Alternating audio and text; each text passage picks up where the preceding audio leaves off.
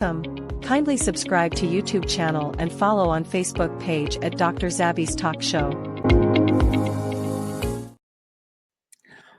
Mo kí gbogbo wa nílé lóko lẹ́yìn odi, mo kí wa pé a kú bójú ọjọ́ ṣe rí, mo kí ẹ̀yin ìyá, mo kí bàbá, mo kí ẹ̀gbọ́n, mo kí àbúrò. Èmi ọmọ yín náà ni ayé ọpẹ́ yọ ṣe yọ lọ́dọ̀ títí yín náà. Ní agbára lọ́wọ́ Ọlọ́run, ayé ọpẹ́ á máa yọ fún wa lórí ọmọ, lórí ìdáwọ́lé wa, òun láyé ọpẹ́ ló máa fi máa yọ fún èmi àti yín. Èwo la ní ká gbéyẹ̀wò lọ́jọ́ títí òní. Yorùbá ni mí, Yorùbá ni ìran mi. Èmi ọmọ kóòtù òjíire. Mo mọ̀ pé lágbára lọ́wọ́ Ọlọ́run, ọ̀n nífẹ̀ẹ́ lòmíì ṣe mí, ọ̀n nífẹ̀ẹ́ lòmíì náà ṣe ẹ̀yin. Ní agbára lọ́wọ́ Ọlọ́run, ìdáwọ́lé wa yọrí sí dáadáa. Òǹgbẹ tó ń gbẹ wá yìí lórí wípé ìhà yìí pọ̀, oko ẹrú tá a wà nínú ẹ̀ yóò yẹ ká ti gba ìtúsílẹ̀. Mo mọ̀ pé gbogbo wa pátápátá ló ń gbẹ yìí ló ń gbẹ. Mo dẹ̀ mọ̀ pé lágbára lọ́wọ́ Ọlọ́run, láìpẹ́ láì jìnnà, ẹ̀rín, ayọ̀, ìdùnnú òun lọ̀rọ̀ wa máa já sí. Gẹ́gẹ́ bí mo ṣe máa ń sọ, mo ní irin yẹn ojú kan náà báyìí tó bá lò ó máa ní nǹkan kan tó máa yọ ńbẹ̀. Tá bá fọ́ ọ̀dọ́wọ́ báyìí, wọn ò lè wá gbé wá bá ẹ nínú ilé. Tán bá tiẹ̀ wá fẹ́ gbé wá gan, wọ́n máa mọ̀ wípé lágbájá yìí ní ìdí nǹkan yìí, wọn ò ní lọ gbé fẹ́ni tí ò ní ìdí ẹ̀. Ojú òní tiwa. Now, èwo la fẹ́ sọ lọ́jọ́ títí òní bí òun ṣe wípé àwọn gangan tó wà nídìí ọ̀rọ̀ ilẹ̀ yìí, àwọn tó jẹ́ wípé tó ń sá sí abẹ́ nǹkan kan, tó ń dẹ̀ rí wípé ṣó yẹ kó máa lọ báyìí. Ọ̀pọ̀lọpọ̀ àwa ènìyàn ojú wa ò yá sí. Ṣẹ̀rí bó bá ṣe mú àwọn ọba, tá à mú ìjòyè, tá à mú àwọn olóṣèlú, bẹ́ẹ̀ náà ló jẹ́ wípé àwọn yìí náà jọ pawọ́ pọ̀, wọ́n jọ gbá gbogbo ire ayọ̀ ọ̀tá wa, wọ́n jọ pín sọ́wọ́ ni. Torí teku bá ké bí eku, tẹ́yẹ bá ké bí ẹyẹ, tọ́mọ èèyàn bá fọhùn bí ènìyàn, wọ́n mọ̀ wípé ogún táwọn fẹ́ filẹ̀ fún àwọn ọmọ wọn yẹn, wọn ò lè bá nǹkan kan lẹ̀. Now, ibi tó lágbára kan, ibẹ̀ ni máa gbà wọlé. Ẹ̀yin tẹ́ ẹ bá wá wo prógráàmù, tó o bá wò débi tó parí sí, ìwọ ló miss. Ẹ jẹ́ ká bẹ̀rẹ̀ láti ọ̀dọ̀ ọ̀gbẹ́ni yìí tó lọ ìrìn àjò náà nínú ìlú Áfíríkà. Ẹ má jẹ́ kí n gbà wá lákòókò rẹpẹtẹ. Ẹ jẹ́ ká gbọ́ ọ̀rọ̀ ẹnu ẹ̀ ká ẹ̀ṣẹ̀ tó wá wọnú agbami ètò. Mo kí yín lẹ́ẹ̀kan sí papọ̀ ojú ọjọ́ ṣe rí. Ẹ fìdílé nǹkan tàbí kẹ́ wá nǹkan fìdílé. Ẹ ṣe cup of tea or cup of coffee. God bless you. Ẹ máa bá mi ká lọ. I am still in Botswana, yeah, and trust me, this is going to be my last video from Botswana. I'm leaving the country this week. By the way, this is quite interesting, knowing that this is a country that right after independence, they never had even a single university in the country. And guess what? The people came together to build the country's first ever university. You know how they did it? Can you come closer? You know how they did it? Each family member brought one beast, one person, one beast. What do you mean a beast? A beast is a cow. Okay. Yeah. So one man, one cow. So each family brought a cow, and then that money was raised to build a university. That is one of the best practices of fundraising in the African continent. In fact, in the whole world, where the entire country came together, donated a cow. This cow was sold as meat to the European Union, and the money raised to build a university. And it's out of this university since 1976 to 1978 that education in Botswana has been free. So in Botswana, you get paid to go to school, just like that. In Botswana, you get paid to go to university. Oh, okay. In Botswana, you get paid even to plow. In Botswana, it's also free health. Free health? Yeah. So everything is free. This just shows you the kind of governance that we have in this country. You cannot find it anywhere on the planet. Listen, I don't believe I need to find a student to talk to. Hi. Excuse me. Hello, mommy. Can I speak to you for 1 minute? Are you a student of this university? Is your tuition free? I'm sorry. No, is your tuition? Can I just one? Don't worry. Second. Is your tuition free? Oh. The tuition is free. Sponsored by the government. I'm sorry. I just can't believe it. That's what I'm asking. I know you don't want to be on camera, but it's okay. But you mean you go to school for free? Do you get a like monthly stipends or something? Did you? When are you receiving the first one? This month? Got mine. This month you got it already? You finished it? This Oh, month's allowance is coming on Friday. This week Friday. So maybe we can be friends and you give me half of your money. How much you guys get paid? How much did they pay you every month? 1.5 because I'm on campus. I'm an on-campus student. Voice, I can't hear you. Why are you so shy? Like you're on campus, so you get how much? 1.5. 1.5. And if you're off campus, you have to get more of that? You get 1.9. It's a lot of money. What do you mean? Like even if you live off campus, you have to get more money? Yeah. By the government? Yeah. And they're talking about more than 16,000 students. And these are like A-class students. They passed from high school. What? Yeah. Nah, this is a good country to stay in, man. Like, so which means you are being paid to go to school. Basically. Did you hear that? Yeah. Basically, no money comes from your parents. So you just, does it mean that from primary to school was free for you? Yes. What's the educational system here? It's primary, secondary, and university. Wow. Where did you do your primary? I went to a private school. So Which one? So she went to a private school. Lapote. In Lapis West. East where? Mau. In Mau. It's one of the best schools in Mau. Oh, wow. Where you were in the Delta. Oh, when I was in the Delta. Yeah. She's a rich kid then. She's a rich kid. No, really nice to meet you. And it's good to know that you go to school for free. Thank you. What are you studying? Bachelor of Sciences and Mathematics. Wow. Oh, Interesting. she's a smart lady too. Yeah. All right. Nice to meet you. Thank you. So this is a monument that is dedicated to the families that actually contributed a cow in order for them to build this university. So I don't know if you can see if your family member's name is in here. Let us know in the comment section. But much respect to all these people that sacrifice their cows in order for you and I to be educated freely in this university. Wow, there's so many people. It's like the entire country then. Look at that. Like the entire country donated. This is beautiful, man. I've never seen any story like this before. This is definitely my first time seeing something like this. So let me pick up one name and pronounce it. So JF Ramsden and family. Mr. and Mrs. G. Skeletu. Yeah, so that is a beautiful African story. Shows how if we come together, even $1, we can actually build something. You know, this should be a lesson to Africans that you can't do things all by yourself. You know, Africans are communal. Let me show you one thing that you all don't know. We are the only race on planet Earth that our hair does not grow single. Like our hair always grow together. It means that we always have to, you know, learn to work together. We are the only race. There's no race on Earth.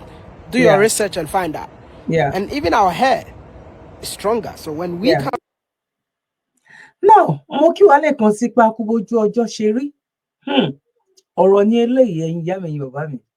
Ẹ gbọ́ nǹkan tán sọ, wọ́n ní kò síbi tán ti ṣerú ẹ̀ ní gbogbo Áfíríkà. Irọ́ ni o.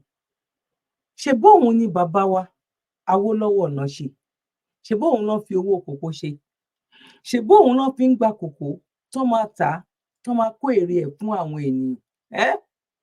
Okay, now ìgbà tí èèyàn exist wọn. Àdẹ̀gbọ́ nínú ìwé ìtàn wípé bàbá wa Awólọ́wọ̀ wípé pásítọ̀ ni tàbí ìmáàmù ni. Kò yé yín sìn, àgbọ́ bẹ́ẹ̀ o, àgbọ́ bẹ́ẹ̀ rárá. Wípé bóyá torí ẹ̀ ni.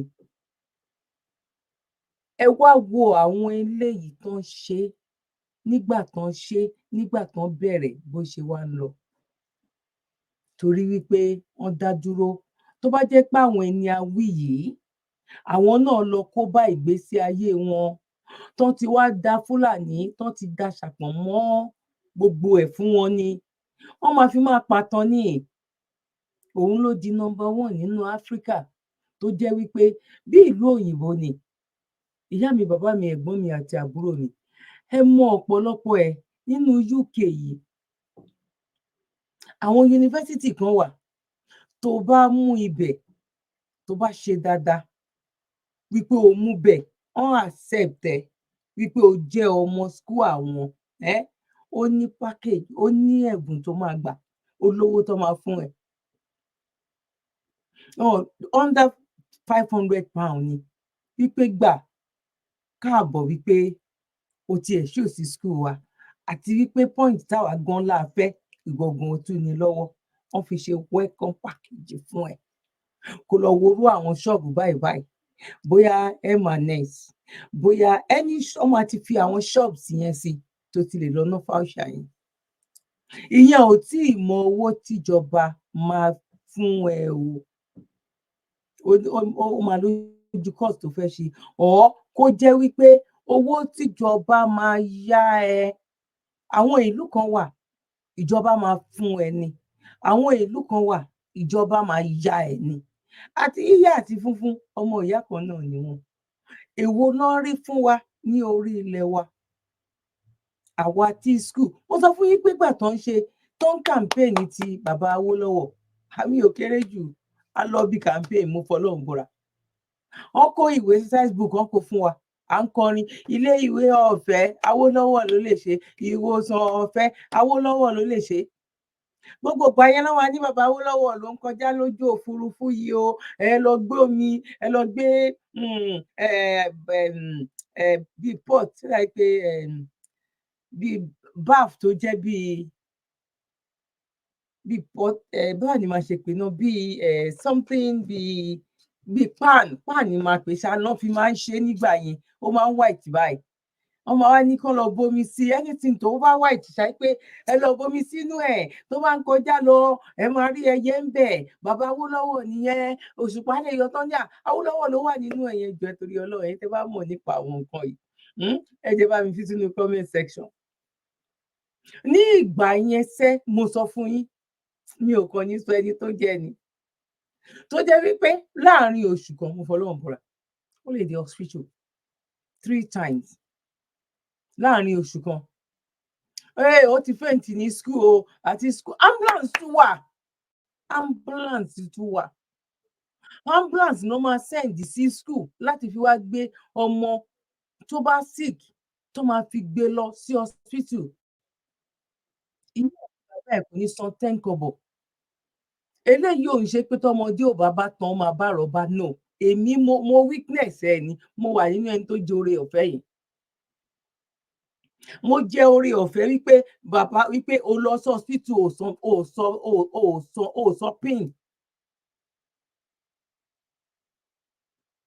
ẹ wá wá bí tí wọ́n bára wa dé báyìí sìn àwọn tó yẹ kó wá dúró fún wa ibi tá à ń lọ gangan nìyẹn àwọn tó yẹ kó wá dúró fún wa ìpòkè à ń gbọ́ ariwo tó bá tiẹ̀ wá jẹ́ wípé ẹ máa wá sọ wípé ẹ má pín bó tẹ̀yin pípù yìí nǹkan tẹ̀yin náà torí wípé kí ni ọjọ́ ń plan lé wa lórí ní ìbílẹ̀ Yorùbá ò ṣe ní pín àwọn yìí mọ̀ tí ó mọ̀ ń pa ẹ̀ tàbí ẹ̀gbọ́n ni káò màálù lọ sọ wípé ìlú dá ẹyọ kọ̀ọ̀kan wọ́n wá kójọ wọ́n wá tà á òun náà wá fi bẹ̀rẹ̀ láti fi máa ṣe oh my god ẹ jẹ́ àtúngbọ́ sílẹ̀ kan ó dàbí wípé ìbẹ̀rẹ̀ lákàn fẹ́ gbọ́. How are you all doing? I am still in Botswana, yeah, and trust me, this is going to be my last video from Botswana. I'm leaving the country this week. By the way, this is quite interesting, knowing that this is a country that right after independence, they never had even a single university in the country. And guess what? The people came together to build the country's first ever university. You know how they did it? Can you come closer? You know how they did it? Each family member brought one beast, one person, one beast. What do you mean a beast? A beast is a cow. Okay. Yeah. So one man, one cow. So each family brought a cow, and then that money was raised to build a university. That is one of. Owó yẹn wá fi raise owó láti fi build the university yẹn. Òun ló wá di wípé owó yẹn ló fi ṣe business nsìn táwọn ọmọ yẹn fi wá rí oore ọ̀fẹ́ láti lè máa lọ sí school yẹn di bá ṣe ń sọ̀rọ̀ yìí láì ó tún sanwó fún wọn ó ń san owó fún wọn o ò ní ìnira ó fẹ́ dàbí ìgbà tí bàbá Awólọ́wọ̀ ní pé ìwọ tó o bá wà nínú ilé àṣà ní rísìn tọmọ ò ṣe ní kàwé nígbà tó jẹ́ pé ilé ìwé ọ̀fẹ́ ni wọ́n fìyà jẹ ọ̀tá wa o àwọn tó dẹ̀ ń fìyà jẹ ọ̀tá wa Yorùbá gangan ẹ jẹ́ a lọ gbé wọn wá nígbà tán ní kán rán wọn lẹ́wọ̀n wọ́n ní kẹjọ ẹ pawọ́ pọ̀ àwọn báyìí ní kẹ rán lẹ́wọ̀n a rò pé bóyá ń ṣeré ni ẹ wo orú nǹkan tí wọ́n ṣe yìí ẹ wo orú nǹkan tí wọ́n ṣe yìí ẹ bá mi fi sọ́wọ́ òsì yín ẹ jẹ́ kí n wá gbé fídíò ilé wa kẹ wá wo gbogbo ìyà ìṣẹ́ wàhálà tó ń ṣẹlẹ̀ nílẹ̀ Yorùbá ọ tó ń ṣẹlẹ̀ ní Nàìjíríà kó wá mú 10 nínú àwọn tó wà níbí báyìí kó kàn jẹ́ pé Ọ̀yọ́ state ló mú lásán wípé àwọn fẹ́ fa iná síbẹ̀ Ọ̀yọ́ state ló sọ wípé iṣẹ́ táwọn máa pèsè sí bíbá èèyàn 1 million á máa ṣiṣẹ́ ńbẹ̀ ìyẹn gbẹ̀rù nǹkan tó máa tu aráàlú nínú débi ti ṣẹ́jú náà ẹ jẹ́ ká gbé wọn wá.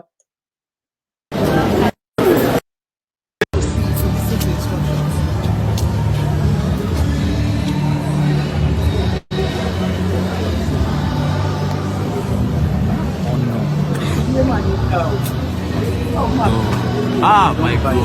Kai.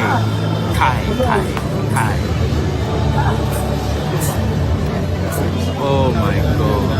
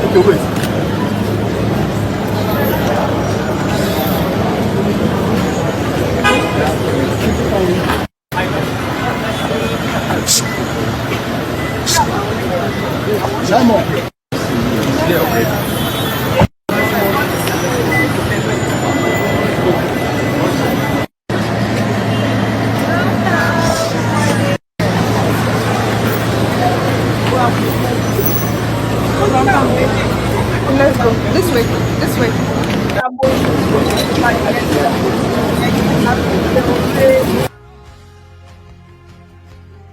Ayé níkà ẹ wá máa wo mọ́tò ẹ wo ìlú náà ẹ wo ìlú tí gbogbo wa jọ wò.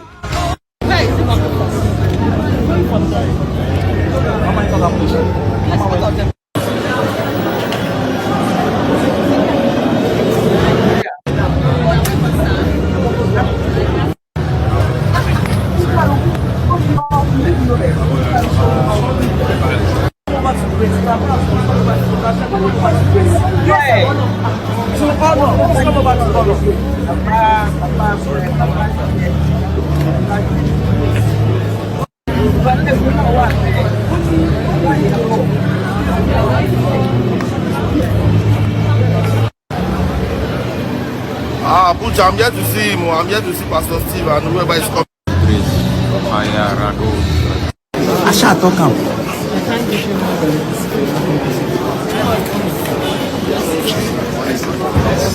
So while we're talking about this, nobody is talking about the cars.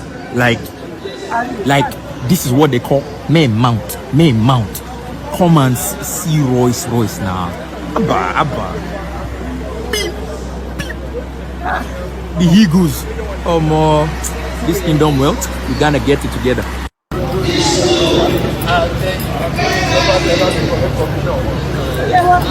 Everyone in this place, stand on your feet and ó yẹ wá sọ fún mi báwo làwọn boys ò ṣe ní wá wo by fire by thunder because wọ́n mọ̀ wípé àwọn people yìí ànírọ́ ló ń pa wọ́n ti parọ́ yẹn wọ́n ti fi kó wa tó bá jẹ́ òtítọ́ ni làwọn people yìí ló jẹ́ pórí òtítọ́ náà wà ká má ì tí ì gbọ́ wípé pásítọ̀ kan ló ṣe léyìí wọ́n forúkọ bò láṣìírí company yẹn ti wá kọ àwọn èèyàn tó ń ṣiṣẹ́ ń bẹ̀ ti lé ní 5,000 10,000 ẹ wo ibi tán ti fún wọn ní màálù ẹyọ kọ̀ọ̀kan tí gbogbo aráàlú ti dá màálù tí gbogbo community gbogbo ìlú wọn tó ti fi wá ń ṣoríire tí oríire yẹn tó wá ran àwọn ọmọ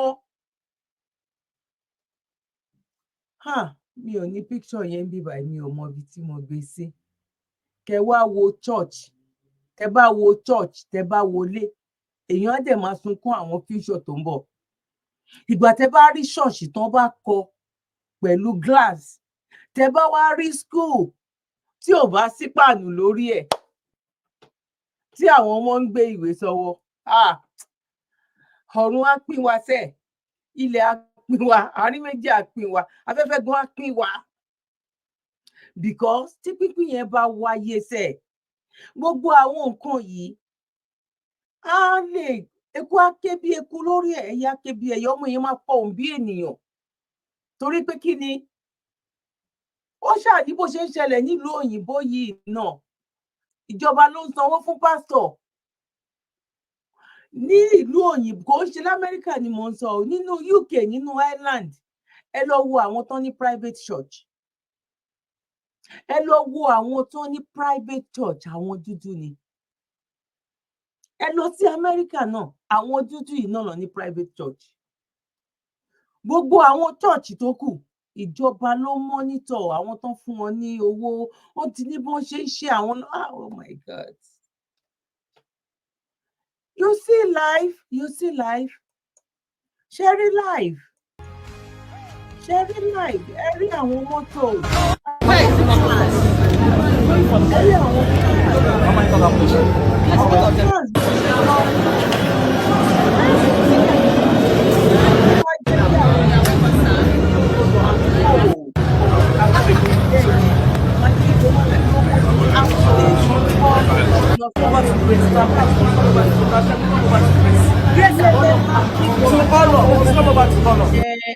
àwọn pásítọ̀ tá à ń sọ yìí gbogbo wọn lọ́jọ́ nípa wọ́pọ̀ ṣe ọ̀tá wa àwọn àtàwọn olóṣèlú lọ́jọ́ ń ṣe ọ̀tá wa bẹ́ẹ̀ bá ṣe ń pariwo àwọn olóṣèlú ẹ má gbàgbé àwọn ilé ayéta tiẹ̀ wà 2024 yìí ọkùn ẹ̀ fún social media àṣírí wọn ń tú 24/7 láṣírí wọn fi ń tú gbogbo àwọn nǹkan táwọn ń ṣe tán mú mílìkì tán láwọn fi ń ṣe ìtúsílẹ̀ ẹ̀yin kọ́lé 6 ẹ̀yin kọ́lé 20 ẹ̀rọ ògbó ọmọ yẹn tó wá ń ta chọ́ọ̀chì fúnra yín again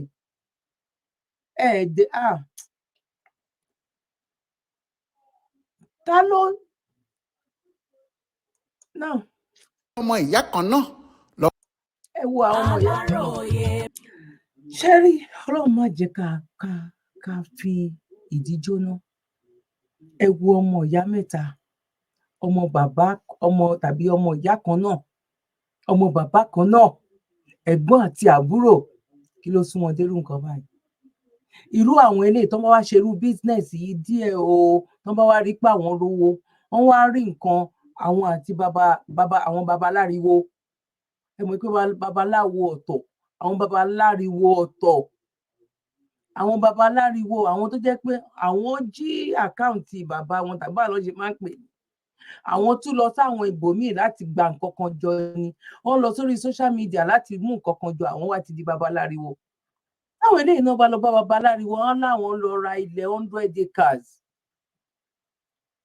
àwọn lọ ṣètò sórí ẹ̀ àwọn aṣọ di church because wọ́n ti rí nǹkan tí àwọn tó wà níwájú tán ṣe torí everybody bíi 60% nsìn ló mọ̀ bí àwọn bíi 20% là ń sọ̀rọ̀ bọ́ síta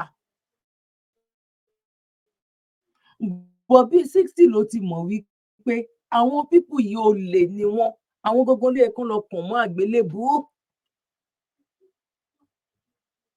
tó bá tiẹ̀ ń ṣe jẹ́ kí n jẹ́ àwọn pípù yìí á ní gbogbo àwọn tó lọ síbi tí wọ́n lọ yẹn ẹ ṣáà rí president wa àná bẹ̀ ẹ dẹ̀ rí Sanwó-Olú ńbẹ̀, ọmọ bàbá wa Bọ́lá Ahmed Tinubu, I'm pretty sure pé òun ló máa rán síbẹ̀ kó lọ ṣojúṣe òun kán má bàa fà á láṣọyà ńbẹ̀. Wọn tẹ̀ lè fà á láṣọyà torí caucus ni wọ́n, àwọn ẹgbẹ́ ayé ni gbogbo àwọn tán wà ńbẹ̀. Ìwọ tó bá ní ìtara ọmọ ènìyàn pẹ̀lú bí mo ṣe ń sọ̀rọ̀ yìí ò níwèé pé àwọn èèyàn Ọlọ́run dẹ̀ ló ń sọ̀rọ̀ sí lára o, báwo ni àwọn èèyàn Ọlọ́run dà? Àwọn èèyàn Ọlọ́run dà? Níbi tó ti jẹ́ pé yunifásítì wọn lọ sórí íńtánẹ́ẹ̀tì kó lọ wo iye tán ń gbà lọ́wọ́ àwọn èèyàn.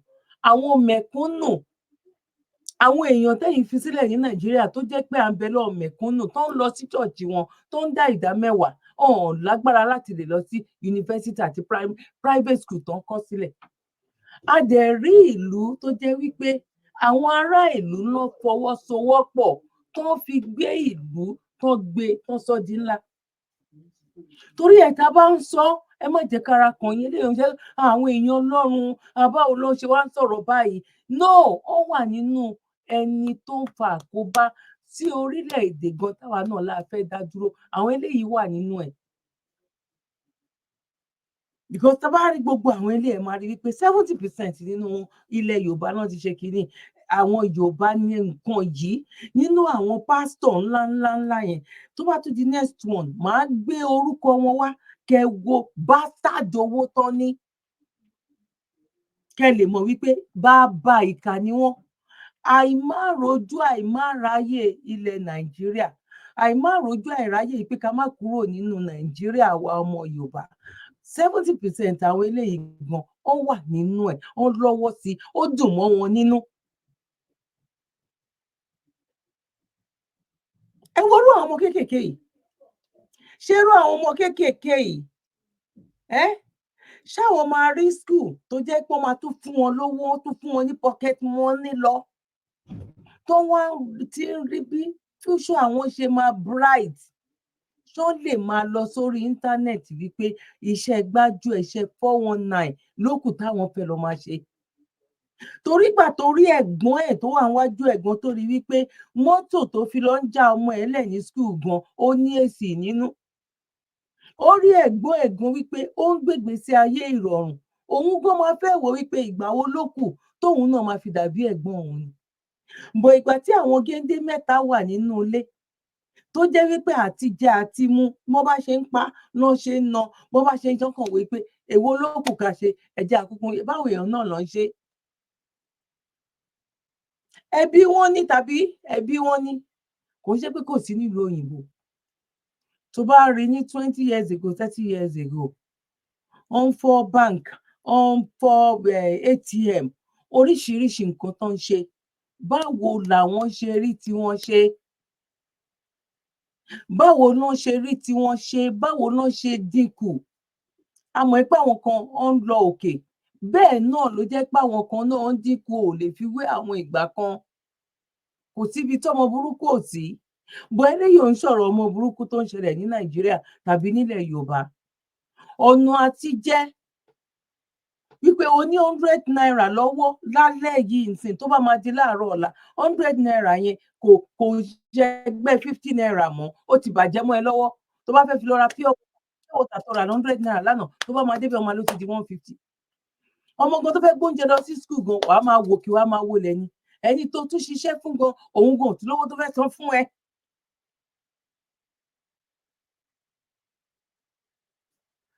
Now, ẹ jẹ́ ká tẹ̀síwájú. Ẹ jẹ́ ká gbọ́ nǹkan tí ọba Solomoni, ẹ jẹ́ ká gbọ́ nǹkan tó sọ, torí òun náà wà níbí. I pretend bí pé èèyàn Ọlọ́run ni ẹ́.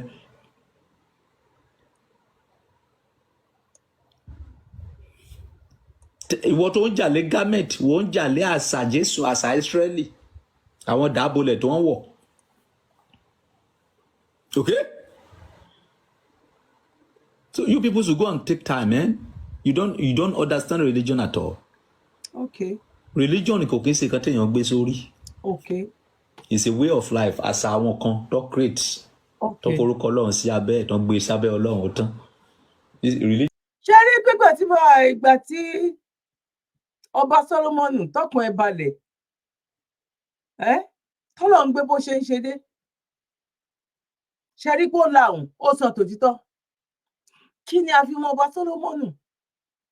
Pásítọ̀ la fi mọ̀, pásítọ̀ ló fi wọ orí ayélujára. Nígbà yẹn, ìyẹn ti di story nsìn, ìyẹn dẹ̀ ti di ó ti di tàn. But ara ìtàn náà ni ara ìjà lẹ́yìn wà. Ìyàwó ẹ̀ ló máa ń bá gbé kándù sọ́wọ́ báyìí tán fi máa ń ka Bible. Wọ́n máa ń gbé kándù sọ́wọ́ báyìí tán fi máa ń ka Bible ni. Nígbà náà lọ́hùn.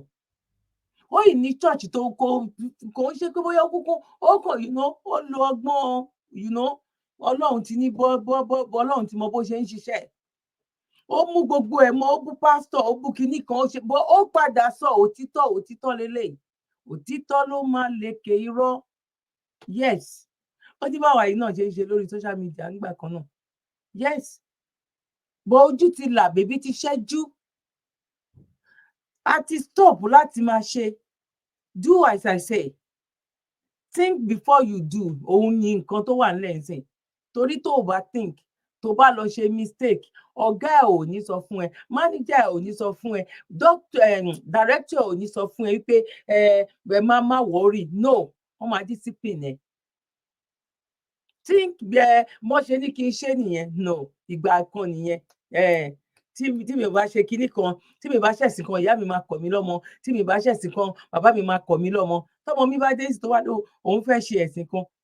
Ìgbà ìmọ̀ ni máa sọ pé dandan lòun láti ṣe ẹ̀sìn mi because òun náà wá lé ayé tiẹ̀ ni.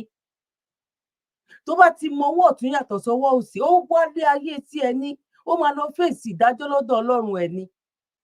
Bí mo ṣe wà yìí nsìn, ìyá mi kọ́ ló fẹ́ dìde fún mi lọ́jọ́ ìdájọ́ bá dé.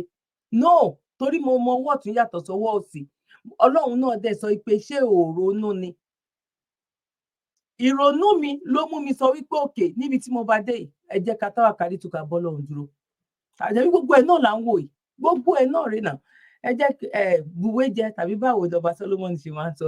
Buwé jẹ, ó yá ọba Solomon gbóhùn sókè kó buwé jẹ. Now, ìjọ kan be divine as nǹkan tí ènìyàn dá sílẹ̀, ó dàbí pé kéèyàn dá nǹkan sílẹ̀ ẹ̀sìn kó wá lọ gbé sábẹ́ Tinubu kí Tinubu wá approve ẹ̀ àbí kó má tẹ approve ẹ̀ kan sáà máa forúkọ fún Tinubu pé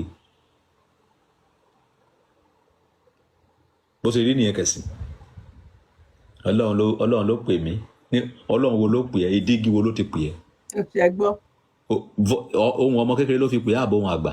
God bless you. Ọlọ́run tó pè ẹ́ sí ohun obìnrin ló lò ní àbò ohun ọkùnrin? Báwo ló ṣe pè ẹ́?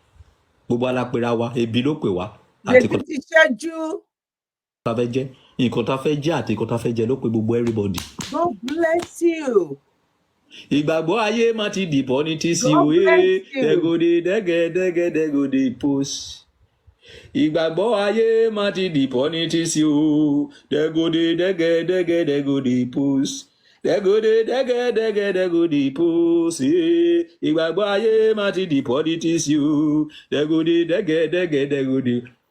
Wàláì tàláì, ẹ̀yin tẹ́ ń lọ sí religion ẹ̀yin lẹ gọ̀jù láyé. Ìyàwó pásítọ̀ ó lọ ra 7-7 sílé, ó ra Miss Paris, ó ra pure water, ó ra Ocelos.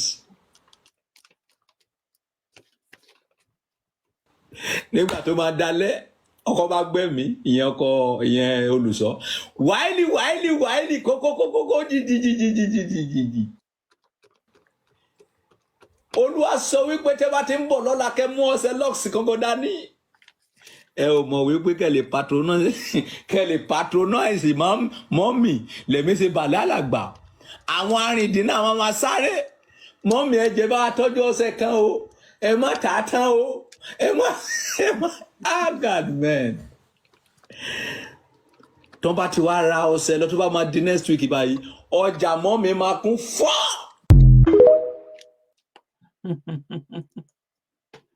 Now, ẹ̀yin tẹ́ bá mọ̀ wípé òtítọ́ ló sọ, ẹ bá mi fẹ́ yes sílẹ̀ ń bẹ̀. Nǹkan tó sọ yìí kò ó tó ní, torí pé òun náà ti ná gbòòrò, ó ti ná wàrà tàbí ó ti ná left and right.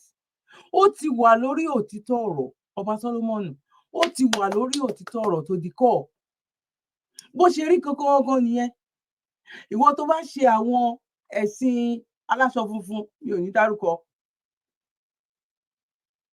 Bó ṣe rí gangan nìyẹn. tó bá di ọjọ́ a máa ṣe ọpẹ́ o ẹ̀sìn ìparí oṣù ẹ̀sìn kìnnìkan ẹ̀sìn ọjọ́ àánú ẹ̀sìn ọjọ́ ìṣẹ́gun àyíká lè máa ti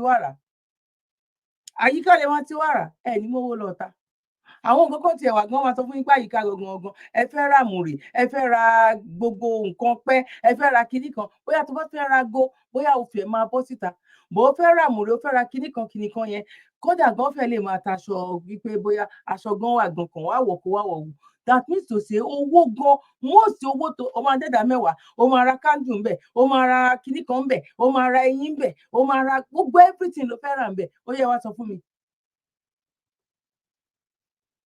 Now ẹ lè mọ̀ wípé àwọn pípù yìí dèbí ti ṣẹ́jú sẹ̀ ẹ wo nǹkan tó ń sọ àwọn èèyàn dà ẹ wo nǹkan tó ń sọ àwọn èèyàn onílé ọlọ́nà ẹ wo ṣe wọ́ọ̀ṣì wọn ẹ wo onílé omi burúkú omi tó máa fún ọmọ sílẹ̀ ẹ wo ó ti gbé ọmọ sẹ́yìn ó gbé ọmọ sẹ́yìn nínú omi nínú ọ̀gbàrá òkè wọ́n ti ń ṣe ìṣòro nǹkan tó ń sọ kinní dà nìyẹn ibẹ̀ náà ti ń ṣe ìsọjí ẹ̀wò àwọn èèyàn tó ń lọ náà ẹ̀wò ọmọ olópọ̀n sẹ́yìn yẹn ibi tó ń brainwash àwọn èèyàn dé àwọn ìka àwọn ẹni bí àwọn náà wà nídìí ọ̀rọ̀ yẹn sẹ́ wípé ó ń pẹ̀lú àwọn tó wà nídìí ọ̀rọ̀ wípé ìlú yẹn sẹ́ kò gbọdọ̀ pín sẹ́ ìlú yẹn pé kò gbọdọ̀ pín àwọn pípù yìí wọ́n wà nídìí ọ̀rọ̀ wa. Of fundraising in the African continent, in fact, in the whole world, where the entire country came together, donated a cow. This cow was sold as meat. Hello. Hall is typically booked. In America, when we have a wedding or party, a marriage hall or banquet hall is typically booked. Family and friends then gather at the chosen venue. However, in many other countries, this is not the case. For example, in China, people often hire a mobile venue, like the truck shown here, to serve as a temporary event space. This truck functions as a complete moving hotel or marriage hall, offering all the amenities of a traditional venue. Once opened and set up, it provides all the necessary facilities, just like a hotel. Moreover, it is a very budget-friendly option, and as you can see, it looks remarkably beautiful inside.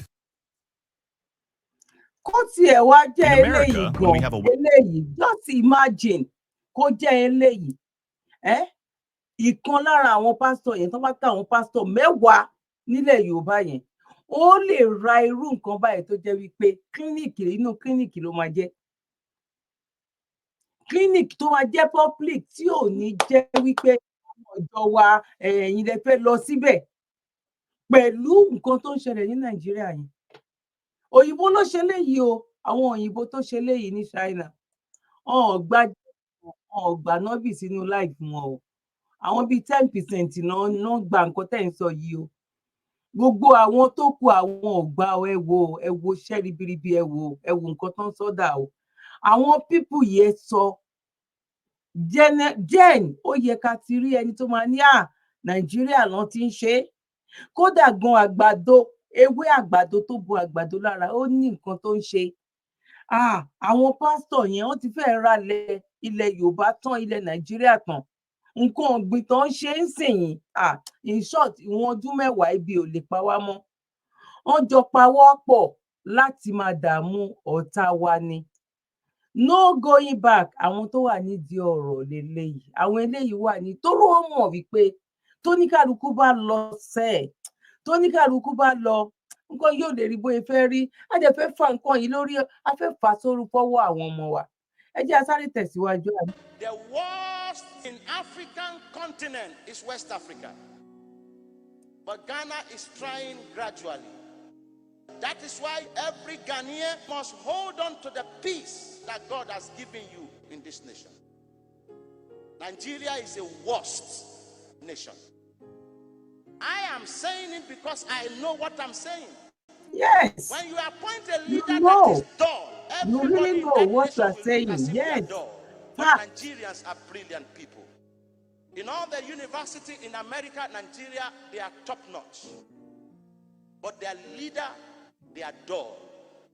No brain of businesses, no brain of future, no brain of infrastructure, no brain of raising people, but they have only brain to steal money. Yes. including pastor and bishop. Oh, Dada. Now, ẹ jẹ́ ká gbọ́ eléyìí. Mo mọ̀ pé púpọ̀ nínú wa la máa mọ̀ pastor yìí. Púpọ̀ nínú wa la máa mọ̀ pastor yìí. Ẹ jẹ́ ká gbọ́. Talk somehow we be say you no go know when you go drop your everything in those days. In the 90s and early 2000. At least that I can remember very well. And I've been in one of his programs whereby even before he come, our pastors for Nigeria don't the ginger us ready. Say we go get special minister where they come from abroad, and God is going to do something. So we should start packaging what we are going to give to God as the minister is coming. Hey, we don't know today we can't see that pastor we be say he dey involved in controversy now. It will be small case. It is no other than Pastor T.D. Jakes. It is no more news say PDD get problem for here. The problem where he gets don't be small problem. In fact, then find out say some singers, even Justin Bieber, when he did very small, they see and where PPD hold up. They tell public say waiting him and Justin Bieber go do. Nobody needs to know. And now it make sense. Then bust his house. They don't arrest him since Monday. No bail was granted. They turned down his bail application. Not only that, around December last year, they say they catch him with your pastor. Now your pastor, me I know be church person, so he's not my pastor. They say they catch him. The guy, then they do party together. Party will be say no be normal party. Party where they and they say na public place for inside GD house. Then they do anywhere where they catch anybody. Then go give anywhere. And man to man, woman to woman, man and children, different nonsense. Now they say then they go on there. Then bust his house 2 days ago. Find 1,000 bottles of baby oil. Whether they produce baby oil, we don't know. Then find 750 rubber brick. Then find them inside in house. As things be now, then come see camera even inside the house where they take record people as then they do the kerewa. Olopa don't carry everything. The audio where they come release, I don't know whether na police release and whether na individual release. Then say na PDD and your pastor, then they enjoy kerewa together. I beg, make I not talk too much. Make yourself hear the sound. Make you hear what they talk about them. And hear as they do paka. Where pastor, they enjoy something from man to man. And this na man, we don't come Nigeria. Now that one paid me. If they come Nigeria where that time, where we they see, now you go know say individual God, now be the real God. You don't know the God where everybody they serve. They don't sell something to you, you don't catch them. Anyway, me, make you just listen to what he talks. Then they do. Even the most shocking part. An insider has leaked a snippet of an audio recording featuring Diddy engaged in an intimate act with none other than Pastor T.D. Jakes. Yes, you heard that right. In this jaw-dropping excerpt, Diddy can be heard spanking the pastor during what appears to be a steamy rendezvous. And this is just the tip of the iceberg.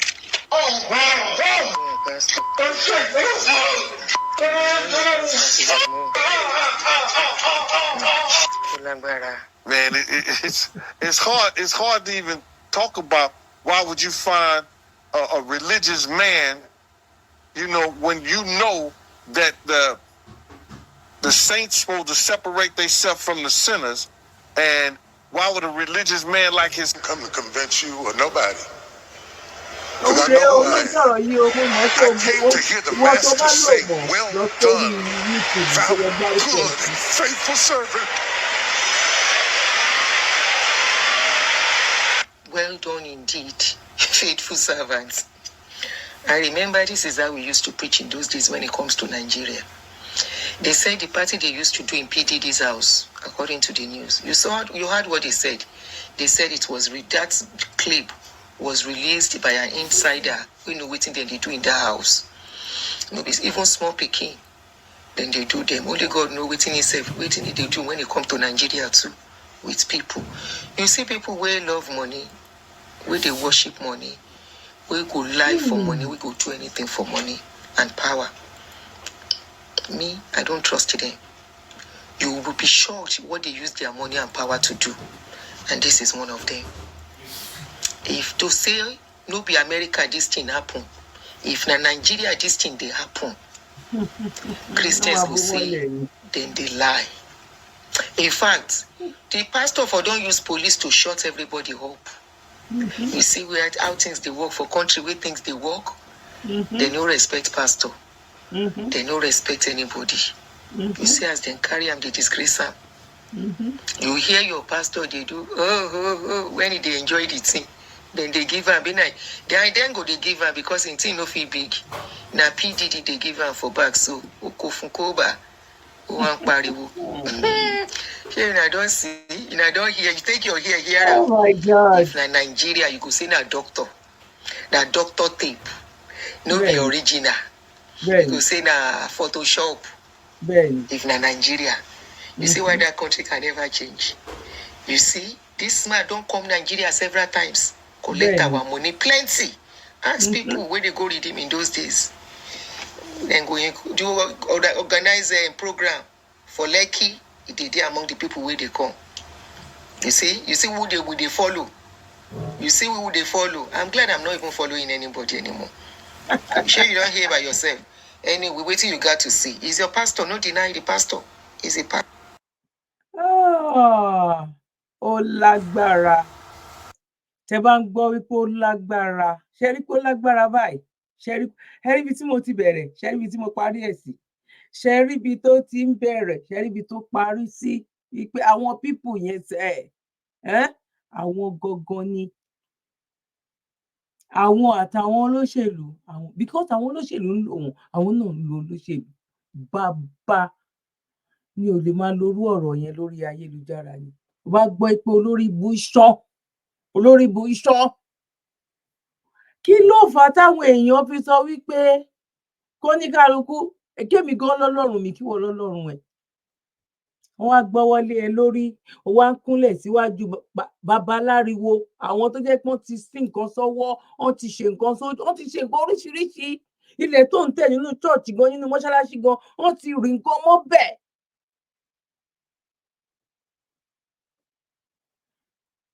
Ṣá máa blame pastor yìí ni tó ní kẹ́ mú wọn kábákábá. Many years ago, Ṣá máa blame pastor. all general overseers must go to prison. I am not joking.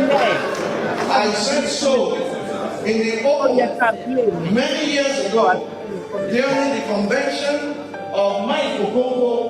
I said, lock Agbekele up, lock Kui up, lock Orisake for up, lock me up also. By the time we finish, Nigeria will change. I have a reason for saying so. In 1 Kings chapter 4, by the time I know people tend to come, I'm ready for their war. If the revolution does not begin in the church, it cannot. Irú èyí tó mú ní America ń sìn, ìgbà tó bá yẹ pé ó máa fún ní ẹ̀wọ̀n 30 years. Nínú gbogbo àwọn set tí wọ́n tọ́wọ́ ò bá tẹ̀, àwọn gan máa sá lọ ní. Ìmí lè fly lọ sí Ghana kó lọ pààrọ̀ orúkọ church ẹ̀, kó transfer owó ẹ̀, kó ya ara máa ṣọmọ jẹ́jẹ́, kó máa sá kàkà. But tó bá jẹ́ Nàìjíríà ni, ẹgbọ́n nǹkan tí sister Adunni sọ̀nà. Tó bá jẹ́ ní Nàìjíríà ni kí ló ń jẹ́ bẹ́ẹ̀? Kọ́ọ̀lù ẹyọ kan ló máa pè ẹ́ lọ́ọ́. Ìyá wọ́n ti gbé mi wà l'Abuja. Kódà gan ọlọ́pàá yẹn máa sàkẹ́. Kí ìlú yẹn kó pín kóníkálukú lọ. Òun la máa lè fi mójútó nǹkan tó ṣẹlẹ̀. Ó ti pọ̀ jù. Corruption, ìwà ìbàjẹ́, àìmáníbẹ̀rù ara ẹni. Ẹ má ti jẹ́ ká tọ̀tọ̀ lọ́rùn. Ìbẹ̀rù ìjọ́mọ ènìyàn láìmáni. Kò máa rí bí tí ọmọ 18 years títí sọ pé òun fún ní nǹkan kan mú. Ìgbà tó ń kun lọ, òun yọ ojú ẹ̀, òun yọ kíní ìwà.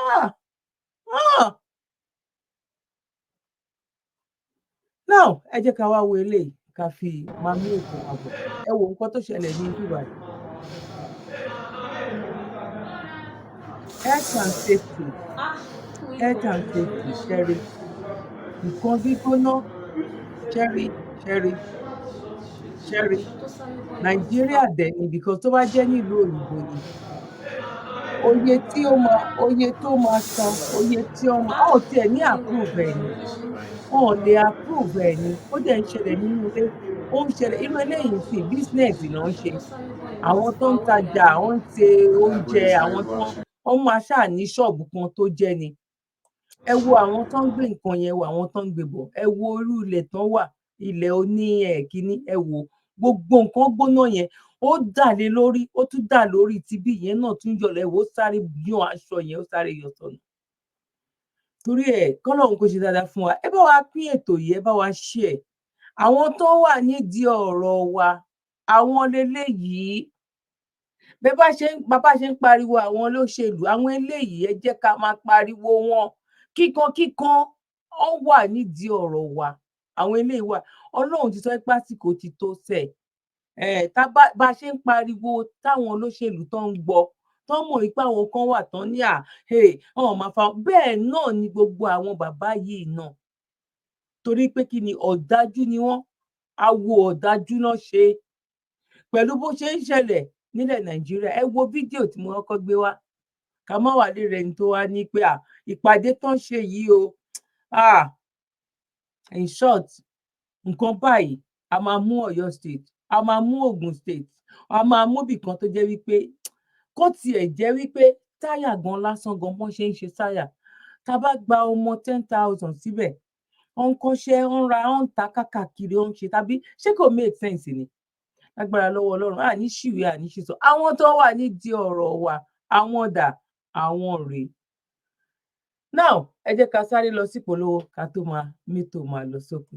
Ẹ ṣé gan ni. Ẹ má gbàgbé láti bá wa share ètò yìí. Ẹ jẹ́ kó rìn, kò ná wa ní nǹkan kan láti pín. Ẹ má gbàgbé láti fi comment tí yín náà sílẹ̀. Ẹ dẹ̀ má gbàgbé láti bá mi like. Bẹ́ẹ̀ ṣe ń kí mi pé mo kú ètò, bẹ́ẹ̀ náà èmi náà kí yín pé a kú ojú ọjọ́ ṣe rí. God bless you, one love. Mo kí gbogbo ojú tí wò mí ti ń gbọ́ mi jákèjádò orígun mẹ́rẹ̀ ní àgbáyé. Orúkọ mi ni Ambassador Àkànfẹ́ Ìwò tí mo jẹ́ agbẹnusọ fún iléeṣẹ́ X2 Ultimate Herbal International Limited. Níléeṣẹ́ wa bí láti màmọ̀ dájú nǹkan kan tí eléyìnbó ń pè ní health is wealth, ìlera lọ́rọ̀. Kì í ṣàfẹnujẹ́ nìkan tá a bá ń gbọ́ ní sétí. Torí gbogbo lọ́gbọ̀n àwọn èèyàn ni wọ́n ń kojú àìsàn tí a pè ní ìfúnpá gíga. Ìdí nìyí tí iléeṣẹ́ X2 Ultimate Herbal fi ṣètò oògùn ìfúnpá gíga fún ní powder àti ní olómi. Kò tán síbẹ̀, oògùn ìtọ̀ ṣúgà ó wà nílé iṣẹ́ X2 Ultimate Herbal International Limited ní powder àti ní olómi. Òun náà lẹ̀ ń wò yìí. Oògùn ọ̀pẹ́ ẹ̀yìn wà tí a ti ṣe lọ́jọ̀ fún ẹni tó bá ń kojú ọ̀pẹ́ ẹ̀yìn torí gẹ́gẹ́ bí ìṣòro. Iléeṣẹ́ wa níbí ní oògùn ẹ̀ tó lè bá wọn tán rẹ̀ lójú ọgbọ́n.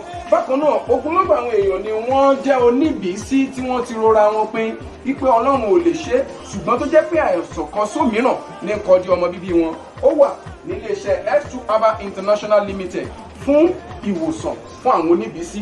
Kò tán síbẹ̀ o, a ní ọ̀pọ̀lọpọ̀ oògùn tí a ṣe létò fún ẹni tó bá jẹ́ ẹni tó bá ní ikùn gbẹ̀ǹdù tó jẹ́ pé ọ̀rá ti pọ̀ jù lára ẹ̀, ó máa bá wa burn fat, àpè ní X2 burn fat fún obìnrin àti fún ọkùnrin. Bákan náà, ní iléeṣẹ́ X2 Ultimate Herbal International Limited, a ní egbòogi èyí tá a ṣe ní powder fún ẹni tó bá ń kojú àìsàn stroke. Ó wà ní iléeṣẹ́ X2 Ultimate. Tẹ́ ẹ bá lé èèyàn tó ní lẹ́gbẹ̀ẹ́, ẹ dán wò. Ìjọba ìlú lóǹtẹ̀ fún lílò torí pé ojú dání. Káàkiri ni wọ́n ti mọ̀ wá nílẹ̀ yìí jákèjádò àgbáyé. Kò sí onírúurú àìsàn tàbí àrùn tẹ́ lè máa kojú tí a ní oògùn rẹ̀, egbòogi ẹ̀ tá a ti ṣe lẹ́jọ̀. Torí ẹ̀, àìrìn jìnnà láìra búkẹ́ ọ̀kẹ́rẹ́ o. 079 0153 tàbí 0806 4000 204. X2 Ultimate Herbal International Limited. Health is wealth. You're welcome. Kindly subscribe to YouTube channel and follow on Facebook page at Dr. Zabby's Talk Show.